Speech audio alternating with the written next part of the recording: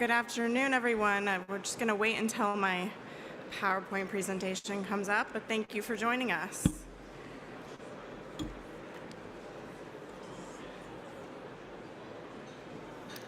All right. It's been a busy few days, so I really appreciate you coming to learn more about the U.S. network, the U.S. offshore wind market, and of course, the business network. My name is Melinda Ski. I am the Vice President of Public Affairs for the Business Network for Offshore Wind. For those of you that are unfamiliar with us, we have been around for about a decade. Next year will be our 10-year anniversary, which is about the same amount of time that offshore wind has been in discussion, bubbling up in the U.S.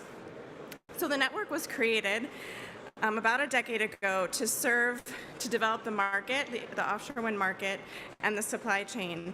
And we do this through a lot of different ways. You know, we are the ambassador, we're the educator, we do research, we are knowledge keepers, we help connect the industry together. And in the last 10 years, we have connected over 10,000 people.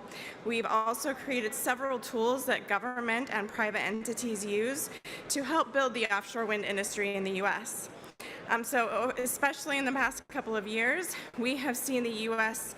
offshore wind market go from struggling along to being catapulted to the front of decarbonization and clean energy goals in the U.S. Along the way, that shows for our organization as well. We have gone from 20 members when we were initially founded to over 550 members today. So that makes us, to my account and knowledge, people can argue with me later, the largest offshore wind nonprofit in the world. So is this my clicker? There we go. All right, so our success has been serving as the connective tissue for the key market players in the U.S. And the three key market players are the state, the federal government, and developers. So states in the U.S. are the ones that create the demand. They're the ones asking for offshore wind energy. They are the ones that come up with the offtake policies. The federal government, under the Bureau of Ocean Energy Management and a few others, site and permit wind leasing areas, and they also do the auctions. Developers are the ones that buy the rights to develop certain lease areas and then sell it back to the states. So this is a popular map. Feel free to take pictures. I also encourage you to take a closer look over at our booth. Over the last 10 years, we have worked with state and federal government, sharing the aspirations of our members, sharing lessons learned from Europe of how the economic opportunities of offshore wind in the U.S. And four things that we have seen, especially in the last little bit, are one, the federal government has 26 wind energy areas on the East Coast, which represent about 35 gigawatts of offshore wind capacity. Second, the administration has committed to transparent and long-term leasing schedules that include the West Coast, the Gulf of Mexico, and even more along America's East Coast. This brings market certainty, and it also creates a nationwide market in the offshore wind industry. They've also committed to finalizing the permitting review process of 16 projects by 2025. So that means by the end of 2024, we will have 17 gigawatts of approved construction. And of course, the Biden administration set the goal of 30 gigawatts by 2030, and as of last week, they announced an additional goal of 15 gigawatts of floating offshore wind by 2035. So we're very focused, as you can see, on the East Coast right now. There's a good reason for that. We have shallow waters, and there's a built-in demand. But we see that moving further afield, as I mentioned earlier. So these are a few of the areas that I mentioned. These are the call areas. As you can see, we've had two this past year, the New York Bight, the Carolina Long Bay, and then we expect California lease area to happen by the end of this year, so probably in December. And then the Gulf of Mexico will happen early 2023, and then after that, we'll be back on the East Coast. So this is the offshore wind market dashboard. It's a tool that the network created to track the U.S. market. So it serves two purposes mainly. One, it's a market intelligence tool, and the second, it measures the effect of public policy on the market growth. So in this dashboard, we track government actions as well as the details of every single project under development in the U.S. If you're interested in learning more, I would suggest we do demonstrations of this at our booth every day at 11 o'clock and 3 o'clock, so right after this.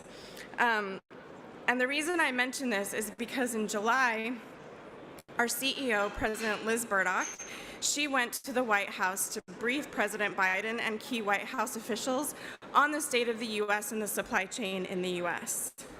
And I want to share with you the slide that she shared with him. So this slide was created using our market dashboard. And what she shared, which you can see here, is that we have nearly 18 gigawatts under contract, mostly localized on the East Coast. The states, if you look at the top left, that is the state goal combined, which is nearly 74 gigawatts of states demanding offshore wind energy. We also have seen nearly $13 billion in durable investments. That does not include commercial contracts, but it does include lease auctions like the New York Bight, which went for over $4 billion. For many, that surprised the industry, but we at the network, it did not surprise us at all. New York and New Jersey are world-class markets with emerging supply chain and governments that support this work. We also can see here that the supply chain is coming together. We have dozens of component manufacturing facilities setting up shop along the East Coast, and we have important secondary suppliers that are also coming online. And then you can see also in the middle there, we have 23 vessels which either are announced, under construction, or being retrofitted to serve the U.S. market. So the second thing she said or emphasized to the White House was the need for a national offshore wind industrial strategy. And we are very excited to know that through three key components, we finally have one. So the first thing is the Biden administration actions and leadership. So I mentioned the 30 gigawatts by 2030 goal, as well as the additional 15 floating offshore wind. But they also are very focused on federal and state cooperation and coordination. I mentioned the transparent long-term leasing schedule, as well as funding research that can be used to identify gaps in the supply chain and things that we need to actually accelerate the U.S. market. The second piece of the puzzle is the Infrastructure Investment and Jobs Act, which is an investment in the ports infrastructure across the U.S., as well as transforming the national grid, which we will get into later. And of course, the third thing is the IRA, which is the Inflation Reduction Act. This is the single largest piece of renewable energy legislation ever. It does a lot of things. That could be a presentation on its own. But what I will highlight is that it is focused on offshore wind components and vessels. It provides long-term tax credits, which again is building confidence in the market. It also helps develop complementary markets to the offshore wind industry. So this graph, I think, illustrates the U.S. market pretty accurately. As I said, we catapulted it onto the stage. This is growth based on federal and state actions. So as you can see, we have 110 gigawatts and we're growing. This is why we welcome other countries to come in with their expertise, come in with their knowledge, and partner with U.S. businesses so that we can strengthen the supply chain in the U.S. So this is what 30 gigawatts by 2030 looks like. This is what we need. It's a lot of educated workforce. It is a lot of different types of vessels. It's also a lot of cables, a lot of everything, you can say. But I wanted to set the stage for our discussion in a little bit of what are the strengths and hurdles that we need to have discussions about in the U.S. in order to really meet these goals. One of them is education. So you can see here the trained workforce. It's not only the trained workforce, but it's educating existing companies into products they already make, how they can be used into the offshore wind industry, help that market entry be a little bit smoother for them. Ports and vessels. In the US, we do not have the benefit of a lot of large, unobstructed ports like in Europe. So instead, we're going to have a broken up port system, which can be a struggle, but it's also a lot of opportunity for logistics companies, freight forwarding, and shipping companies.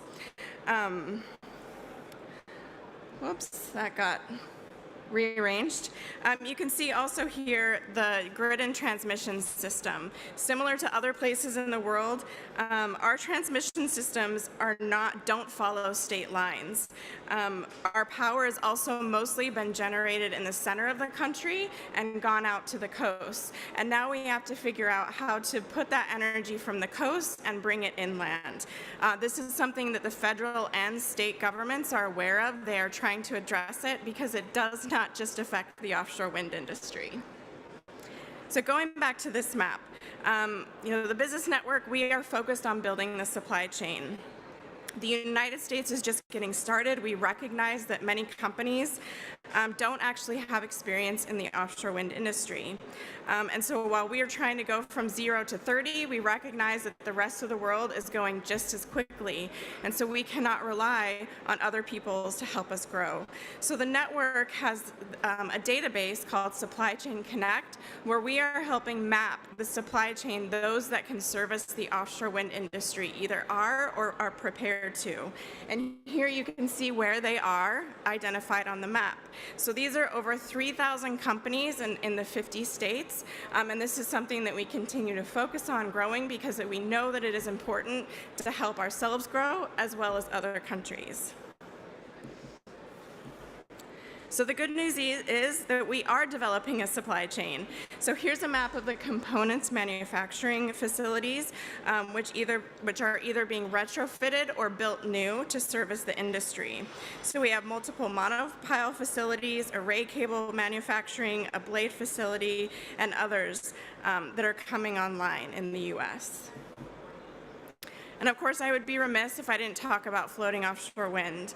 It's coming. We just had a 15 gigawatt goal announced, like I mentioned earlier, and the Biden administration is invested in the tech and research for this. When they announced their 15 gigawatt goal, they also made an announcement. They are doing investments to try and drive costs down 70%. So that's a lot of innovation and a lot of room for growth. In terms of the supply chain, we also want to make sure that we create a supply chain that is able to serve both fixed bottom and floating so that we're not reinventing the wheel when the time comes. So many of you are probably attending here wondering not only what is the state of the US offshore wind industry, but how can I get involved in it? The first thing I would say is if you already have a presence in the US, make sure that you are in the supply chain database. So I mentioned this, it's a free service we provide, and it allows you to self-identify the products and services you provide to the offshore wind industry. And of course, if you do not yet have a US presence but want to start making those connections, I would encourage you to attend our IPF. It's called the International Offshore Wind Partnering Forum Conference, which will be held March of this next year. We expect over 7,000 people there. So if you are part of the industry, want to be in the industry, make sure you are there to make connections. But right now, I want to introduce our panel. I will welcome them up to the stage. Oh, if you can, all right. So please, if you can come to the stage, Dominic Schwegman, Head of Offshore Wind Development, U.S. West Coast for RWE, Tiara Strum, CEO of Strum Contracting, Alexander Franceschini, Senior VP of Choreo Generation, Alessandra Tibaldi, Executive Vice President of McAllister Towing, and George Franson, Account Manager, New Builds Offshore Wind Americas for Wärtsilä. So I provided an overview of the U.S., and right now I want to hear, as you can tell, each of them are from a different segment of the market. We're going to talk about their challenges and the areas of opportunity for growth and for yourselves in the industry. So let's go ahead and have a good conversation. Oh, this is working. Technology is amazing. Okay, so first of all, I want to give you all the opportunity to introduce yourselves, your companies. And beforehand, I had proposed to you either take a topic within the offshore wind industry, or you can simply answer the question of, what does 30 gigawatts by 2030 mean for your company or for, your view of the industry sector? So go ahead, I'll hand it over to you. Okay, thank you very much. So hi everybody. My name is Alex Franceschini. I'm an SVP in core generation for corporate finance and origination. Very quickly, Core Generation is a new name.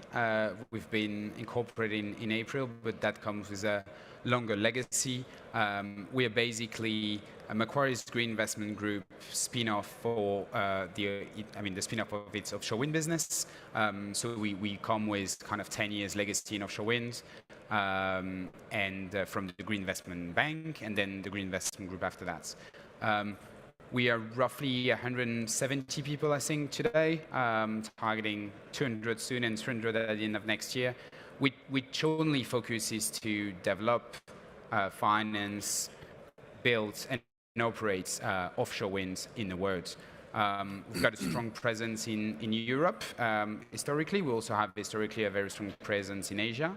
And we've been developing a presence in the Americas more and more recently. We've announced projects in Brazil, and we've got kind of huge ambitions in the US. And actually getting to the US as a new market, one of the key focus for us will be to ensure that there is kind of long-term commitment from, I guess, both central government and states to ensure that these projects, are going to get built. And therefore that there is a linkage between, what the seabed is available, but also what kind of support mechanism is put forward by the different administrations. So that's something I'll want to discuss a bit later.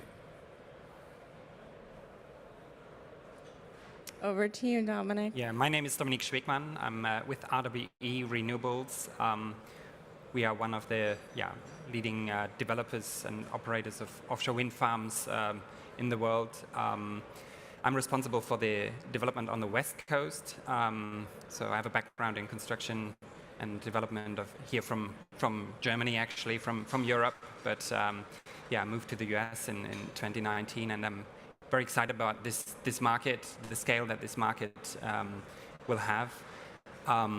We have, as a company, a plan to invest about 50 billion euros by 2050 in clean energy and generation, and this is really where our focus is. So, in the US, we have the New York Bight project, the Community Offshore Wind project. We also have the first floating wind farm, the demonstrator project, under development with the University of Maine and our partners Diamond Generating. And of course, we're very much focused on the upcoming auction, or I'm certainly am, upcoming auction in California that we expect, as you said, Melinda, still this year. I think the floating industry is developing at a high pace. We look at a lot of different technological proposals.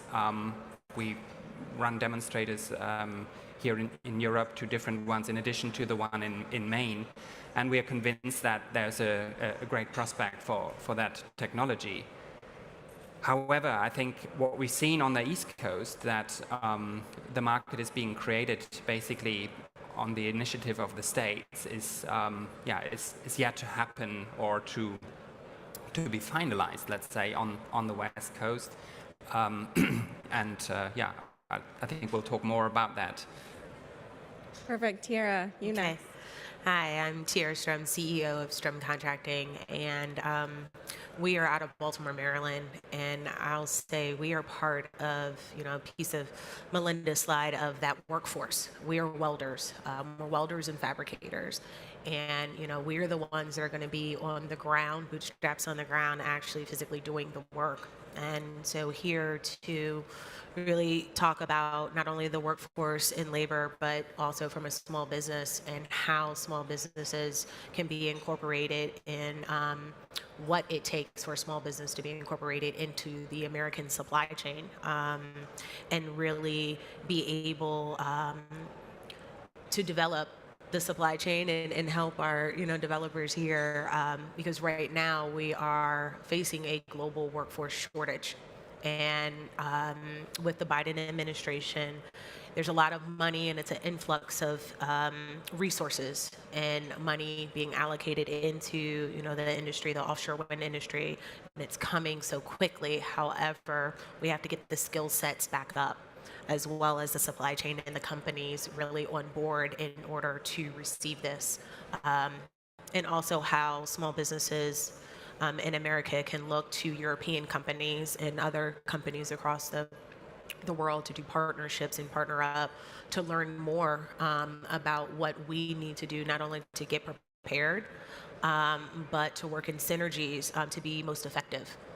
So looking for partnerships and how we all can collectively do this from the American standpoint, and incorporate some European aspects and understandings into what we need as American small business.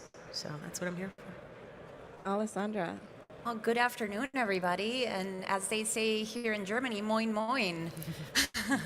So I'm Executive Vice President of McAllister Towing and Transportation, and we're here representing U.S. Maritime. We're very excited for the advent of this new industry, and we have been busy preparing over the last few years. We have been focusing on our infrastructure, our equipment, and our personnel. We are primarily tugboat providers. We own tugs, barges, ferries, and crew boats. And American Maritime is ready, willing, and able to serve the offshore wind market. We are focusing on our port infrastructure up and down the East Coast. Our company is represented from Portland, Maine to San Juan, Puerto Rico, everywhere on the East Coast where there is a wind farm. And we're very excited to talk to all of you and to participate in the supply chain. We are also upgrading our vessels. We currently have 3 6,770 horsepower tugboats arriving next year, brand new. Wow. And we're also in the process of purchasing vessels to be repurposed for the industry from the Gulf of Mexico. We have recently purchased a crew boat from the Gulf. It's a 120-foot crew boat, 64-person. And so we're really excited to enter the market. There are many challenges which we will discuss, and excited to meet all of you. And George. Hi, my name is George Franson. I work for Wärtsilä North America. Of course, Wärtsilä is a global organization. We are involved in offshore wind all around the world. And the things we are looking at a lot is the future of vessels. So what kind of fuels are we going to use? It's going to be hybrid vessels, etc. And I think especially for offshore wind, that's really an important factor. How can you make the vessels more efficient? And if you look at the future fuels, it's still a discussion that's going on, of course, in the market. It's going to be ammonia, it's going to be methanol, it's going to be in the future hydrogen, whatever. We are involved in all these things. For the same thing on the propulsion side, we are very much involved in wind turbine installation vessels that are being developed all around the world. And since we in the US work a lot under the Jones Act, so that means that vessels that operate under US flag need to be built in the US and need to be crewed with US labor and crews. There's a lot of initiatives going on in the US at the moment in regards to building wind turbine installation vessels, SOVs, CTVs in the existing shipyard capacity. That is a bit of a hurdle. There is probably not enough capacity to do that, but I'm amazed about the initiatives that's being taken. And we are really happy to be a part of that. We're looking together with those companies how we can do it the best. What is also important is, of course, is the aftermarket. Once these vessels are operating, Downtime is the worst thing. You have your contracts, etc. And it's really important to have a good service network and service agreements in place. And that's also something to think about. And we're really excited about the US market. We're really happy to be a member of the business network of offshore wind, which is indeed a non-profit organization that helps us a lot with everything that we do. And if you're a European company, you really want to be involved in that market, you really have to take that opportunity, become a member. We are a member for a couple of years now. We only had benefits from it, so that is our experience. Thank you all. Well, right now, we're going to tackle this in a couple of different ways. I want to talk about the policy environment first and what that means for businesses in the U.S. There might be a few questions that are addressed to specific people, but overall, I want to pose some questions. Feel free to raise your hand. More than one people can comment. I want it to be a free-flowing conversation. So to get us started, the policy environment. The first question I had sent you all is, the last 2 years have been pivotal for the offshore wind industry in the U.S. Under President Biden's goal of 30 gigawatts by 2030. We could add the 15 of floating as well. With new announcements, what is the difference now about the market than before, and where do you see it going in the next year? What are you excited about? Where do you see it going? I'm happy to start. Sure. Yeah. So I think one common maybe misperception is that we always talk about the US as one market, and I think that is certainly not the case, because there's very distinct differences between the different states. I think the northeastern states have been very proactive years ago in bringing up the state targets, the mandatory targets for the implementation of offshore wind, which I think has been instrumental to really create this industry. And in other states, I think that we have different levels of targets which may be aspirational, or which or other states don't even have them as yet. And I think for developers but also for the supply chain, that is really important to understand exactly what is the certainty that is given through those regulations. Maybe more generally also, I think there is the big difference. I think that was one of your questions to the European market, because you have a big upfront payment, at least nowadays that is the case in securing the lease, and that really is only when your development starts. So you still have the permitting in front of you, you still have the offtake to secure and to secure the grid.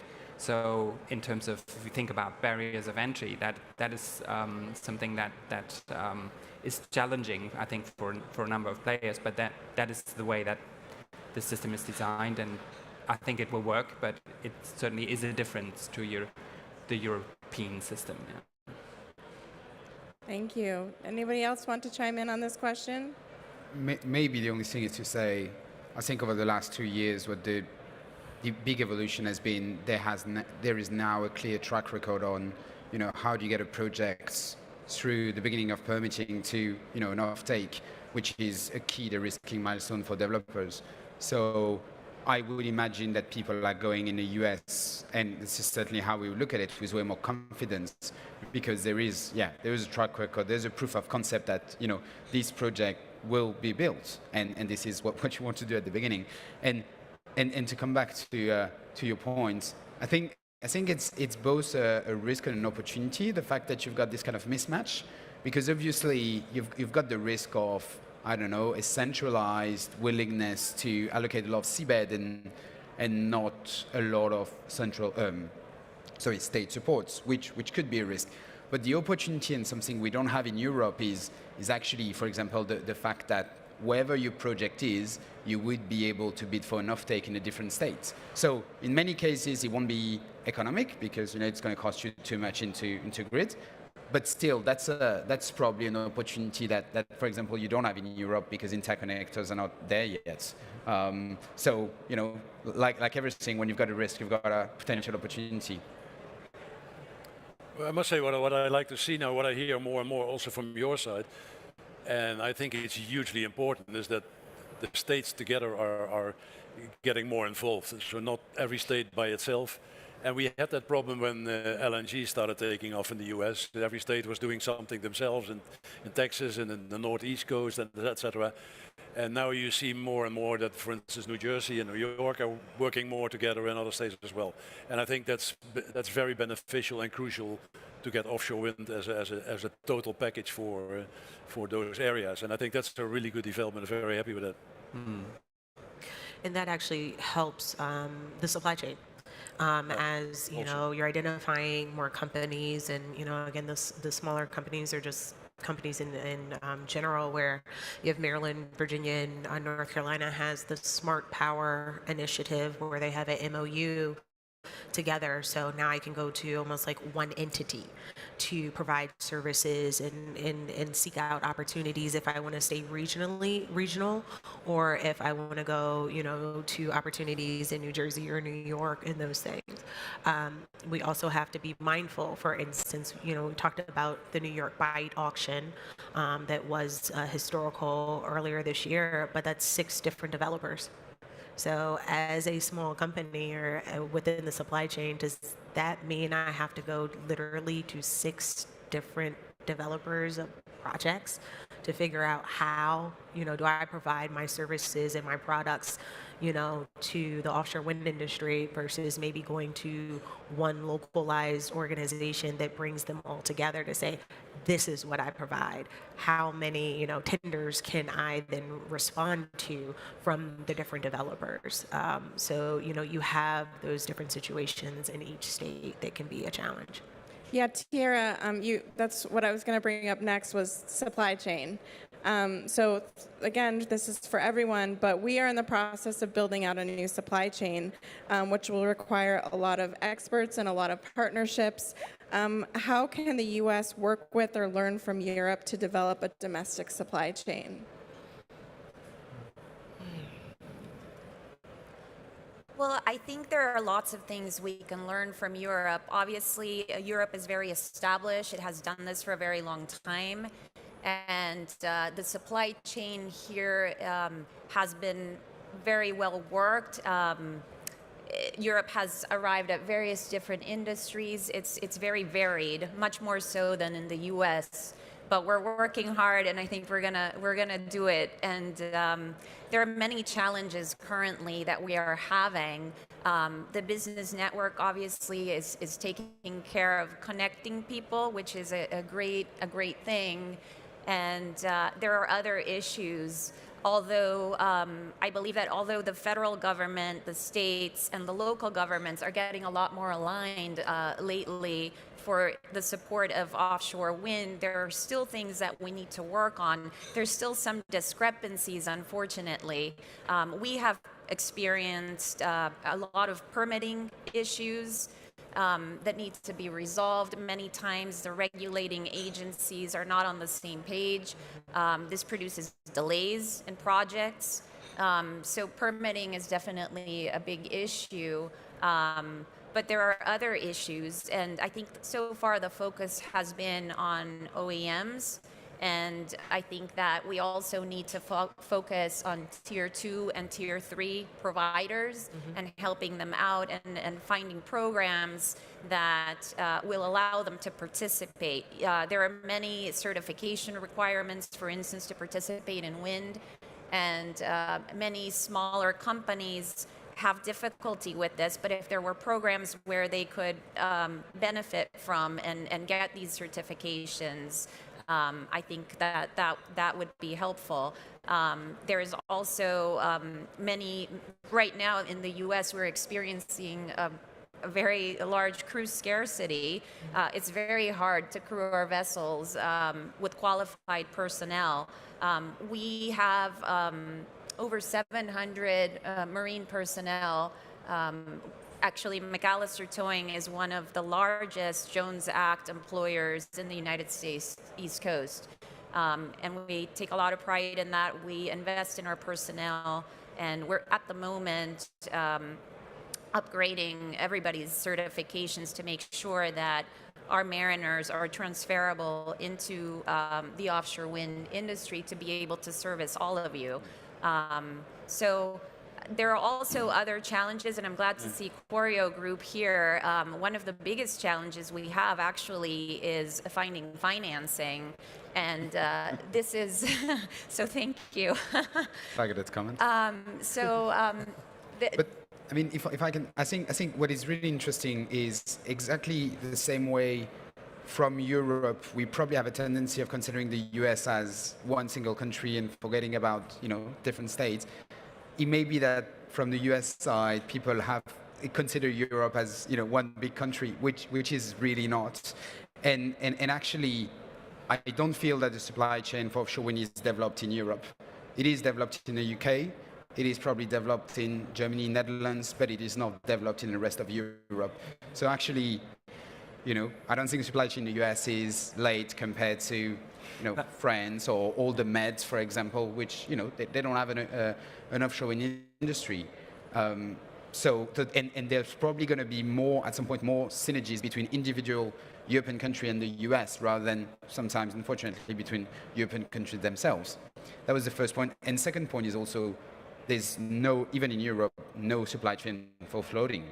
And that I think is just going to be built in parallel.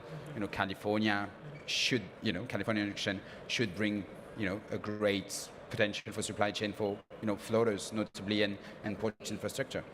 I feel like the U.S. has borrowed a lot from oil and gas, but needs to focus a little bit more on smaller providers, tier 2s and tier 3s. But going back to financing is very difficult. It's a huge challenge in the U.S. And mainly it's because U.S. vessel owners want to build. We want to be part of all of this, but we are not getting long-term charters. So the term of the contracts we are receiving are very, very short, which from a traditional financing perspective, and I'm sure you have a lot to say on that, is very difficult to attain because of the residual value risk that is left in the asset. We don't know what's going to happen after the short contract ends. Will we get work for that asset? Will we be able to do something with it? And I feel the answer is yes, but we also need to make the numbers work. But let's not forget maybe that we have only, in the whole of the US, there is 7 individual wind turbines in the water. That's it. Yeah. So I think we are really only starting. And I have a good degree of confidence that the supply chain will develop in accordance with the needs of the industry. But the certainty of the pipeline and the scale of the pipeline, that will probably be what gives the people who want to bring in, or need finance or give finance, give them the confidence. But I think there is choices to be made here. The cost of an offshore wind farm ultimately does translate in the cost of those people who pay the electricity bill. And the offshore supply chain, I think, so far is a global supply chain, and the wind turbines make the majority of it's a big chunk of the project cost. And I think we want to be careful that we keep that supply chain really in an industrial way. Yeah, if we break that down into nitty-gritty, a factory here for bits and pieces, a factory there, I think that will limit the OEM's ability to deliver the turbines at a cost that is attractive for the states and ultimately for the ratepayers in the regions. But of course, it is a balance, because I think the jobs part is also part of the value proposition that this technology has. But let's not do the second step before the first, and try to do everything at home, everything in our local market, because we're only just at the beginning. So 7 turbines, just to let everybody know, equals 42 megawatts. 42 megawatts of offshore wind power is what the U.S. currently has right now. 42. So I just wanted to kind of highlight that. But also, I will say for the supply chain, what we learned from Europe, if we just translated a lot of things into the American standard, I think you'd open up the supply chain tremendously, because because you're already then touching on manufacturers and businesses that already have the translated certifications that are needed, and businesses don't have to go out and spend additional money getting additional certifications that may not necessarily be needed, because we're providing the same product and or services. It's just not translated. So I think if we also did that and made, you have the European standard that us Americans call it, sorry, and maybe translated into the American standard, I think you would get a lot of smaller businesses that can transition much easier into the American supply chain to open that up as well.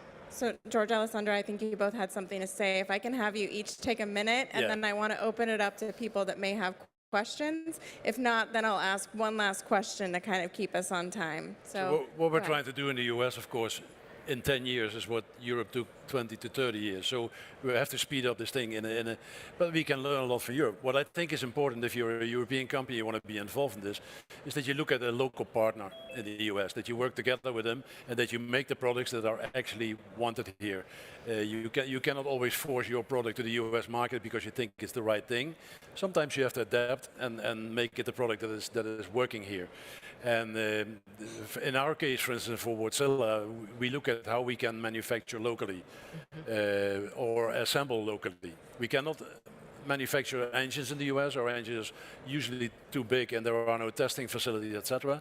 But things like thrusters, electrical systems, automation, and that kind of components, we can build in the US, and I think we're really looking into doing that, and it's already starting at this moment. So that's my advice to European companies: find a partner and adapt to the US market. did you have something, or? For sure, I Really completely quickly? agree with you, and also on our side, we are here because we want to partner with you. And in response to what you were saying, Tiara, about certifications, we see the same thing in our personnel. So for crew members, some of the certifications that are being requested from European companies don't quite translate to the training that our U.S. mariners have. So that's an area that we definitely need to look into and make sure that we have a better understanding of how we do it in the States and how it's done here, and what translates into each other. But I also wanted to answer one of the comments that you had, which is vessels take a long time to build and are very expensive, right? So while I hear you that we are not quite there yet, at the same time we are trying to prepare so that you can be there. And it's difficult. One of the things that possibly could be done, and I recognize it's very difficult for developers to talk to each other and try to create a pipeline of projects that will enable vessel owners to build. Great. I know the conversation has gone really very quickly, but I did want to open it up to the audience to see if you had any questions for our panelists. If so, if you want to stand up and ask. If not, I'm happy to ask another.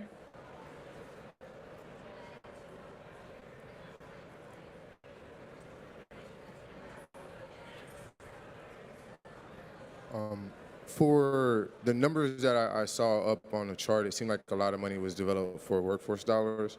We haven't really spoke much about training programs or collaboration for training programs, or even diversity in those programs, women in the industry, minorities in the industry. What insights can we glean from that or from Europe, and what assistance, I guess, can the U.S. be to developing those kind of programs? It's a great question. Go ahead, George. Well, it's amazing. We are now working on a project for, it's a company called BlueTech. Maybe you read about it on LinkedIn or anywhere else. They've announced it. So they're going to introduce a BIMS, a binary marine installation solution. That's a pretty complicated thing, but it's actually very efficient. They're going to build 3 different vessels. One is installing the foundation, the other one is installing the turbine, and the third one is the SOV that's controlling both vessels during the night on DP. Keep them stationary. People are all coming to the SOV as being let's say, the mothership. in regards to training, they are already looking into training the people and at schools. The US has a really good amount of maritime academies around the country, of course. They are very often equipped with good simulators and other equipment. And they have asked us already to see, can we adapt the simulators with those type of ships that we can start training those people? I mean, they don't have the capacity to train them themselves, but they want to be prepared when the vessel is ready, that the crew is also already prepared for it. So I think that's an initiative that's coming from the developers itself. And I think there are more developers working on that, and that's how it should be, to my opinion. Yeah, I can confirm that we are also talking to colleges and so on about specific training programs. It's early days, given, for example, for the West Coast, but that's certainly very much on our mind. And the reality is, like in most, if not all, the seabed leases nowadays, there will be an angle number of points that you're getting around this, around training, around where's your workforce coming from. So even if maybe at the beginning the developer didn't have that in mind, it is now, I think, a key focus of whoever wants to build an offshore wind farm, because you're going to need to demonstrate what you're going to do around training, notably, to get access to seabeds. Yeah. Do you have something you wanted to add? This may be a bit different over here versus in the U.S. I loved what you said earlier, Alexander. You may have to look at the U.S. instead of collectively. You almost have to look at it by each state. Reason why I'm saying this is because right now, let's just say on the eastern seaboard, Maryland has different provisions than New Jersey, than New York. So you're having to look at it state by state for local hiring requirements, the requirements for providing opportunities for small minority women-owned businesses, as well as state-based businesses. And that has been written for the state of Maryland, that has been written in from a legislative standpoint. So that's what developers have to deal with in the state of Maryland, which will be different for New Jersey, and the same thing different from New York. So you almost have to look at them, each project in each state, different versus a collective of this is the U.S. market. You almost have to say this is like a New York project, a New Jersey project. These are the different qualifications that developers, as well as tier 1 and tier 2 suppliers, have to meet for each state. So. And I will add that I know a lot of states are focused on this. The Business Network has partnered with several states, most recently the state of Maryland, to do a training called Foundation to Blade, which is helping companies that are not in the U.S. offshore wind market, maybe don't even know what offshore wind is, but trying to help them understand it and get into it. And they specifically have a focus of getting minority owned businesses into the supply chain. That is a huge focus for them. So by state, they do have those goals. I'm sad that we're out of time. I know that there was a lot I didn't get to. I'm sure if you have questions, feel free to come to the U.S. Offshore Wind Pavilion, which is right over there. And all these people will be there, and they can answer questions. You can talk to them individually. But thank you so much for joining us this afternoon. Thank you.